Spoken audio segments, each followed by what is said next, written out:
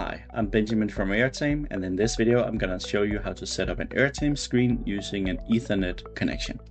So we generally recommend that whenever you're using Airtame, make sure to use an Ethernet cable to give the device a network connection. This has not only the benefit of providing a strong and stable Ethernet connection, it also happens to be a little bit easier to actually set up compared to using a Wi-Fi connection.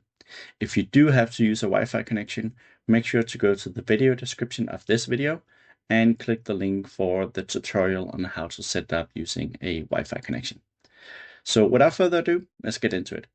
Above me on the TV screen, you'll see the output of an Airtame hub I just turned on and plugged everything into. I have also plugged in the Ethernet cable into the hub to make sure it is online. On my laptop, I have opened up my Airtame cloud account. If you don't have one, go to airtame.cloud and create a new cloud account. If you don't see the exact same stuff on the TV as I'm showing here, just basically wait a few minutes. If your device is running older firmware, it will automatically check for newer firmware after a few minutes and download and install it. And after running through everything, you should see what I'm seeing on my TV. If you have waited more than 10 minutes and nothing has happened, try and cycle the power by unplugging the power but keeping the Ethernet cable in. That way the device is already accessible to the internet when it boots up, and it should find the firmware in just a few minutes. Once everything is up and running and you see the same things as I do on my TV, we're actually ready to add it to our Airtame cloud account.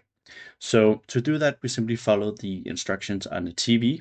That actually tells me to go to a new tab and type in airtame.com/add. Once I do that, I'm prompted to put in the connection code or the screen code that's presented on the TV. So I will do that, MYWAD3. Then I'll click continue. And from here, I can name my Airtame screen. I'm going to name it Copenhagen. I can then select what group I want to add it to based on the groups in my Airtame cloud account. I will also select Copenhagen, and I can optionally add a password. I'm not going to do that for this setup. Then I'm going to hit on continue. And that's actually all I have to do. Now, because this is an Airtame hub, and I want to make sure that I'm using the Airtame hybrid license and it can run video conferencing, I will do a few extra steps. Now, if you're buying an Airtame device out of the box, it comes with license included and it will automatically be applied to your screen. But in this case, I'm reusing an older Airtame hub, which doesn't have a license anymore, so I need to manually add it. So you can see here, it does say no license could be assigned. So I'm going to go in and do that manually. I'll click on Customize Device Settings.